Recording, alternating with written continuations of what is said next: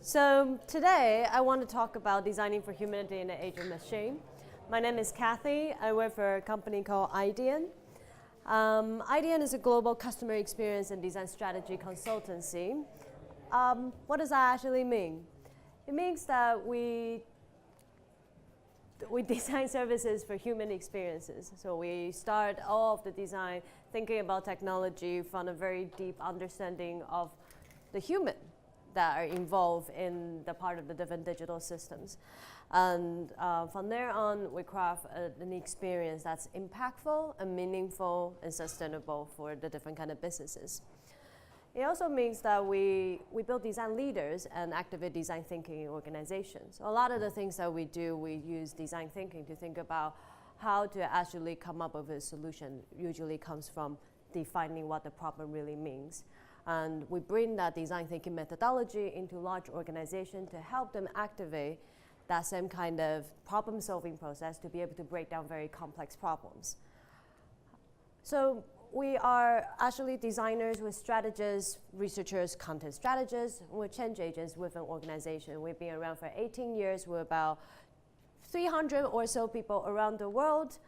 And in 2017, we joined Capgemini. So before that, we had about 10 studios across the world, and with joining the Capgemini family, now we have a much larger footprint, which means that the kind of future-forward experiences that we design, we have all these different capabilities within Capgemini in order to make them come to reality into a very sustainable build, or having our friends at the AIE to be able to build very quick prototypes to test the value in the market. So really interesting stuff. So I wanted to tell you a little bit. It's like in one line, it's like we help organizations adopt design thinking and practice human-centered approach in order to continuously create purposeful, impactful experiences. So we design things. But design means a lot of things these days. We design human behaviors. We think about how people actually interact with the world around them. What is the needs? What is the behavior? What it is they're actually trying to do. There's an end goal, there's an end task that they're trying to do. And how can you actually think about that behavior in a sense of how human interacting with machines? We also design behaviors of machines. Where am I supposed to? Oh. I'm having some technical difficulties. Where am I pointing this?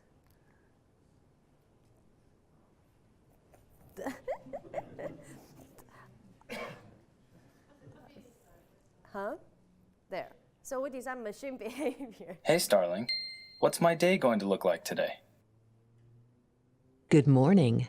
Nice to see you again.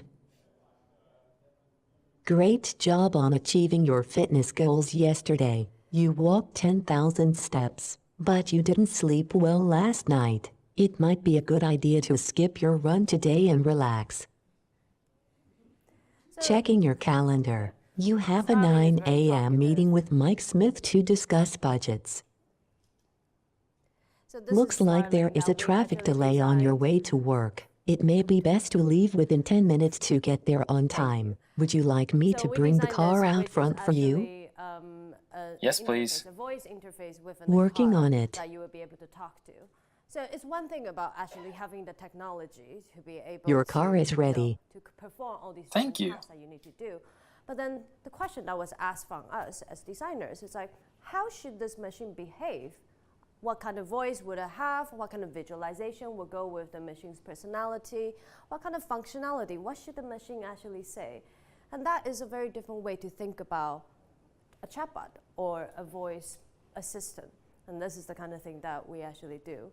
But all the different things we do, it really starts with the humans. So we think about who are the actually people involved. And a lot of the work that we do, we think about the end customer, which is all the human. But a lot of times when there's an internal facing tool, it's like there are a supply chain, anything, that there are humans that are involved in every step of the way. How do you actually enable them and empower them to do more of the things that they need to do?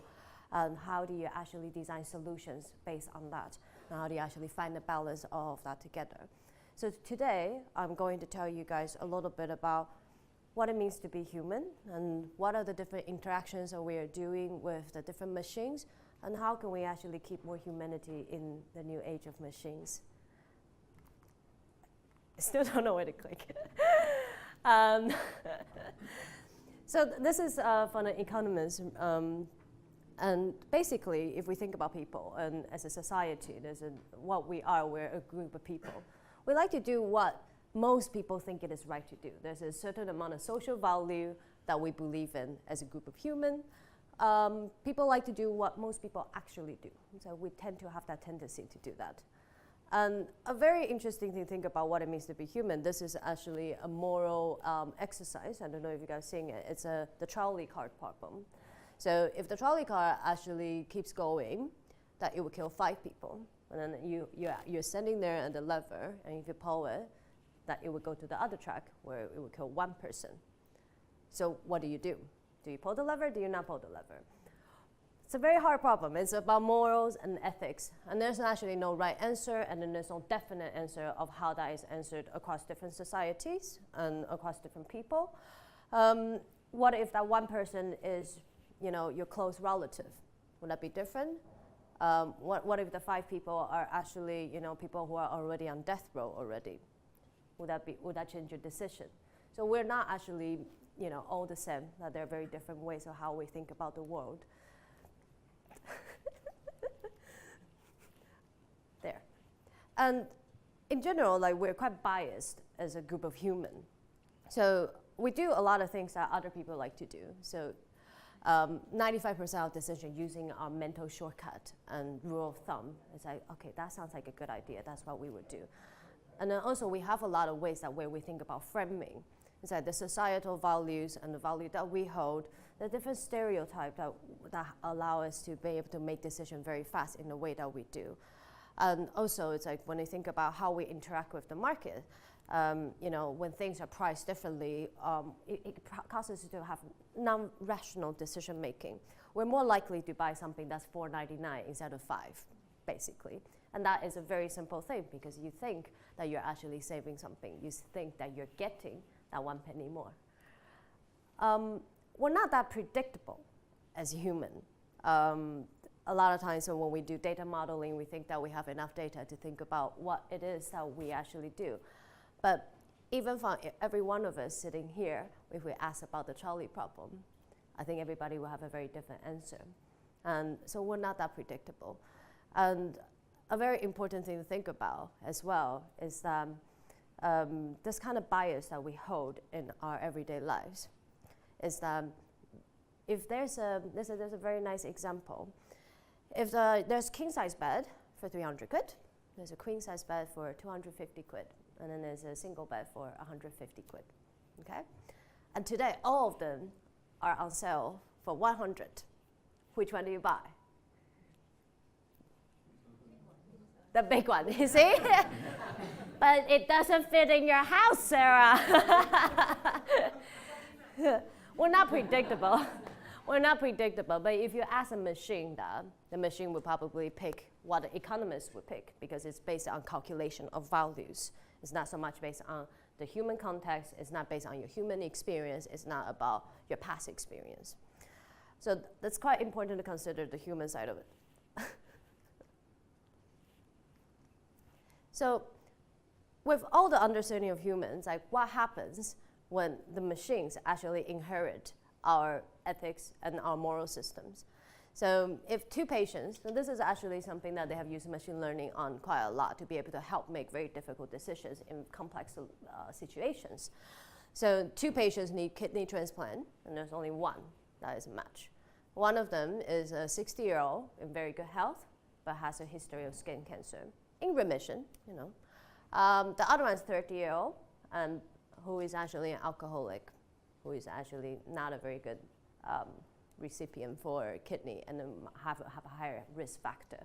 So we actually follow the organ transplant procedure to think about who should actually receive the organ. There's no actual definite decision point of how this will come about. And then this is usually the kind of situation that becomes more of a human intervention. And this is the kind of thing that you watch on TV, you know, there's in dramas, this is what happens. But what if we give a machine actually this specific question? What would the machine pick if we don't even know how we would pick as a group of people? What happens when we pass our biases to the machines? So we train different machines and train different algorithms to be able to read faces. And this is actually a transgender person. So we try, like the algorithms, that they learn, it's a repeat cycle, learning about this is a female, this is a male, this is a female, this is a female. That's a very simple facial recognition mechanism. But we're not in a society where it's so black and white anymore. But then we have trained all these algorithms to be able to learn our biases throughout time. There's a very, quite couple years now, is that there's an example from Google Photos that they can automatically recognize things that you take pictures of, and then they accidentally identify two black persons as gorillas. Because facial recognition has not been actually properly trained with different skin tone, and that's an algorithm they're still working on. Another one is, this is a chatbot that Microsoft launched a couple of years ago, I think maybe 2 years ago. At the beginning of the day, so it's within 24 hours, at the beginning of the day, very, very excited, it's a very excited chatbot. I'm so happy, humans are super cool, really great. At the end of the day, become a racist, feminist-hating chatbot. It's because the chatbot is only learning based on what people are talking to it. That's the whole algorithm. This is what happens when we pass our biases onto machines. And it's sad to say, it's like, so I think there's quite a lot of good in humanity. But if within one day we can teach a chatbot for a nice person into a feminist-hating person, I think that we need to rethink what bias actually means.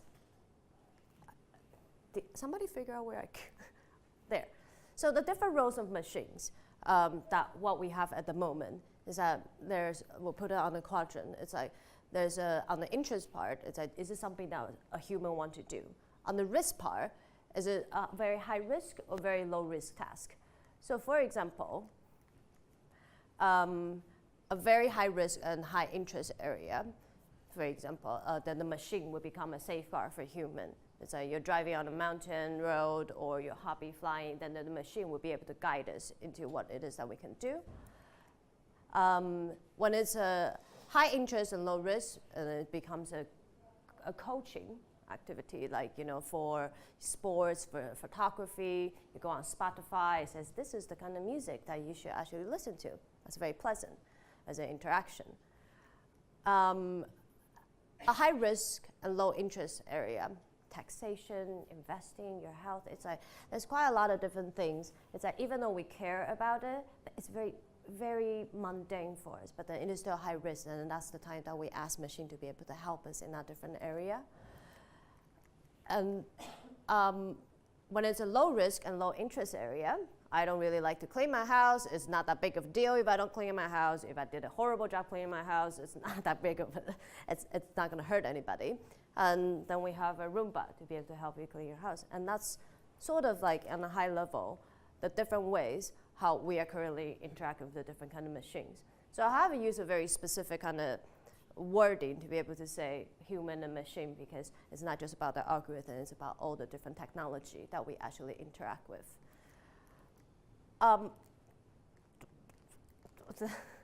So this is really fun because I still haven't figured out where it is. This is actually an image from one of the MIT AI research lab, is that you can delete anything from any photo, and then the algorithm will be able to go in and find the thing, and it deletes a person whenever you shoot the machine a photo of a person. So how do we actually design for our humanity? Well, we've broken down to a couple of different points. So it always starts with a very deep understanding of human behaviors. And I think that it is quite important, and in all of the work that we actually do, that we think about, we start with what it is that people need to do, what are their needs, what are their pain points, to really understand that. We need to be able to become champions for our privacy, our data, and well-being.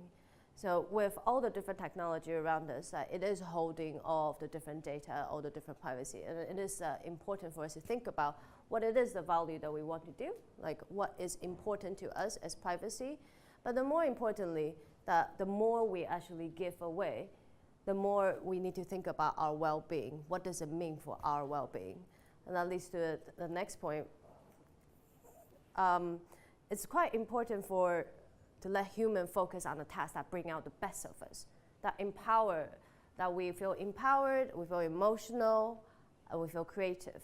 Because for all the things that we are not good at, doing taxes, maybe, we get the machine to do it. All the hard decision we can't make decision on, which clothes look better on me. There's probably an algorithm to be able to help you with that.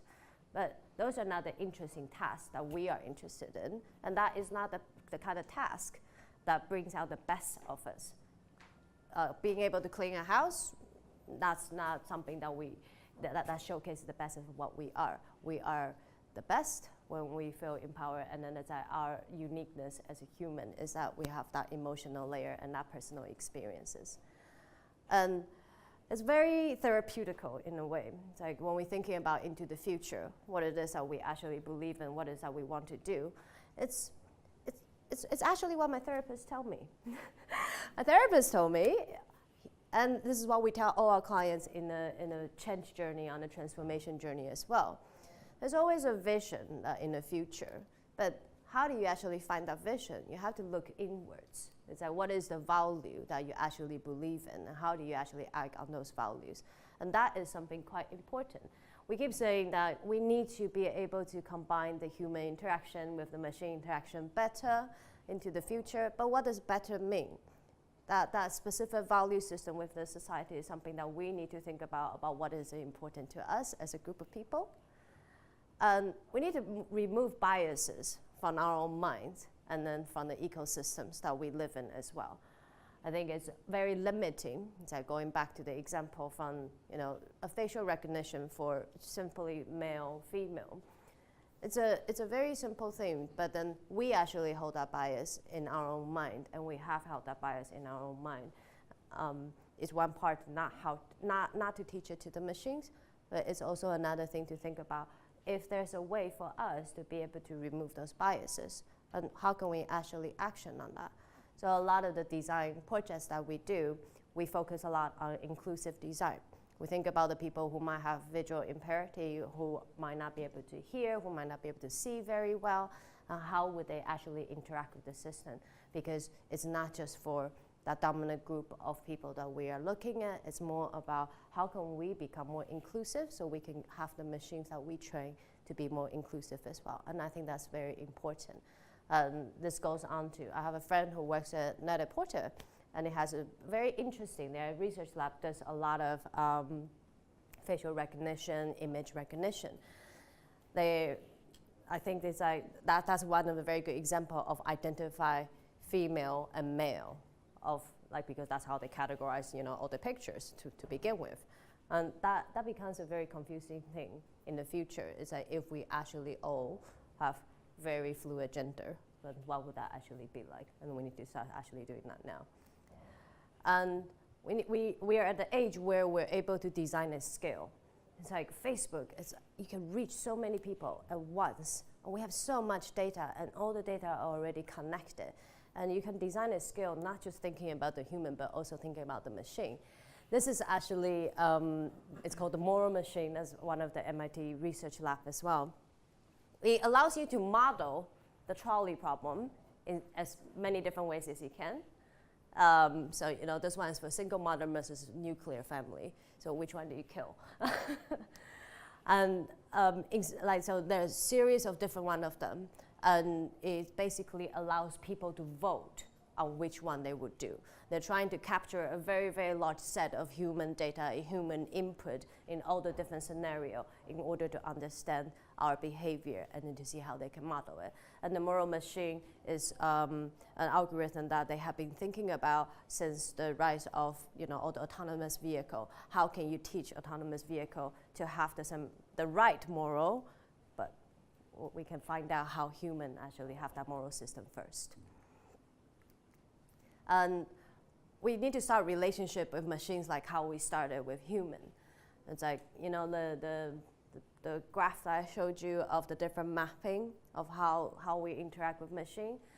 that is still very of a one-directional in a way that we own the machine, but only if we are able to give the machine more power, then it will be able to empower us.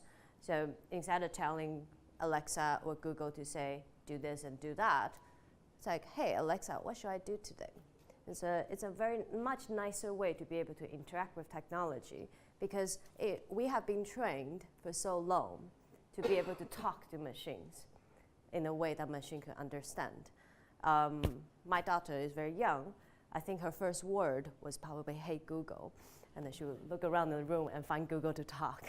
But that's not I don't think that's a very human behavior, actually.